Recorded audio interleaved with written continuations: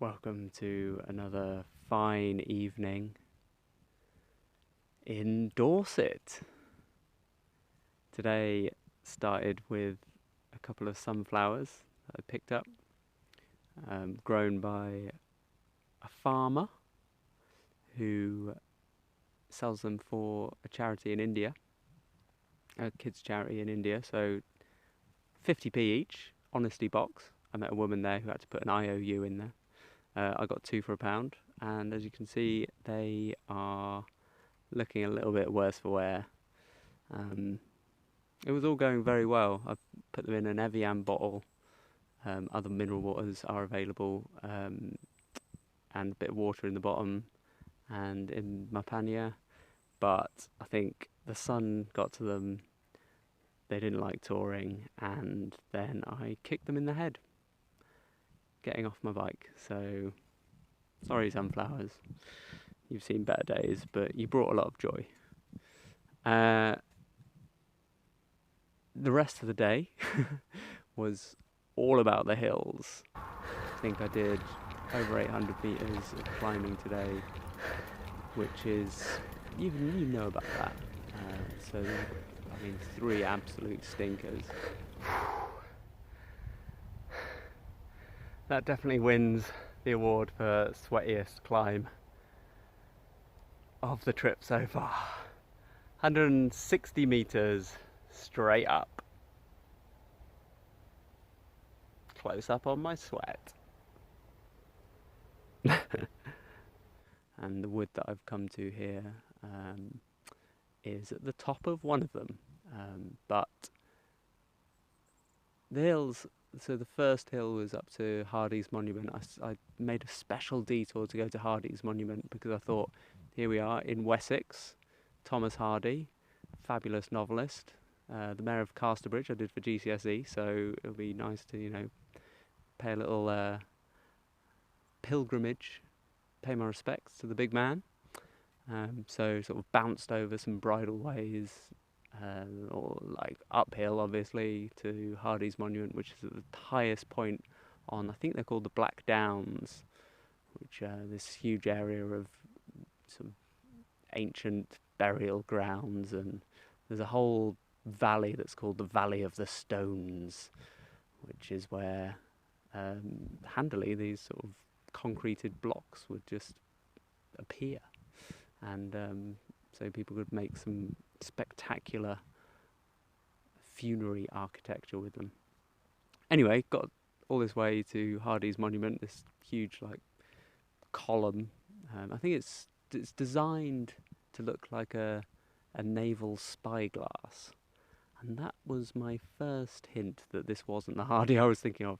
So it was actually a monument to Captain Hardy, who was the captain of the HMS Victory, Nelson's flagship, and the recipient, Captain Hardy, of the famous last words of Lord Horatio Nelson, "Kiss me Hardy."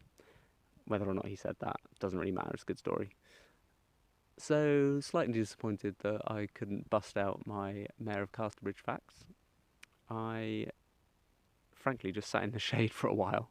It was, I don't know, it was about 10 o'clock by the time I got there, and it was already roasting.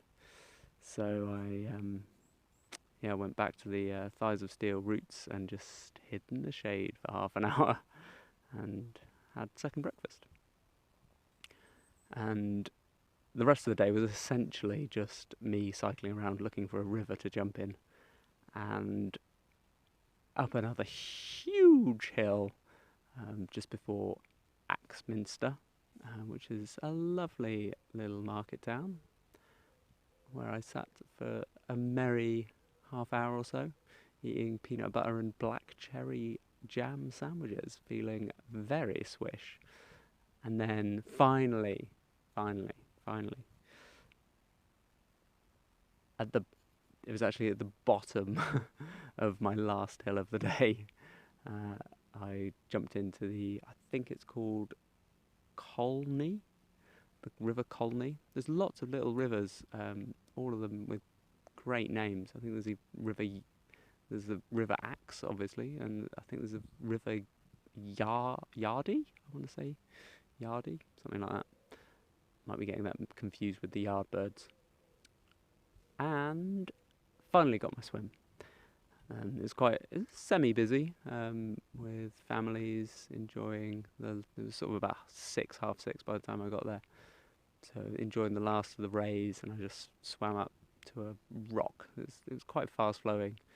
One of the earlier rivers of the day was stagnant, so I did not get in.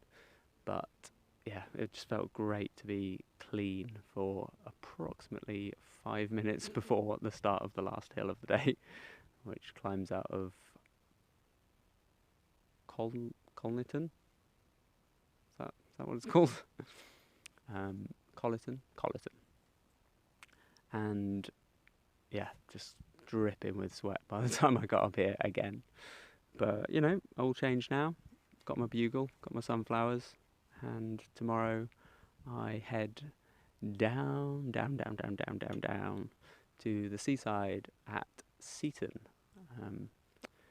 Unfortunately, I'm gonna skip out beer, mainly because it would involve another climb, and I've already got, I believe, 3 real steep ones lined up for tomorrow. The Jurassic Coast, famed for its fossils and for the fossils that it makes out of stupid cyclists who decide they want to tackle the cliffs.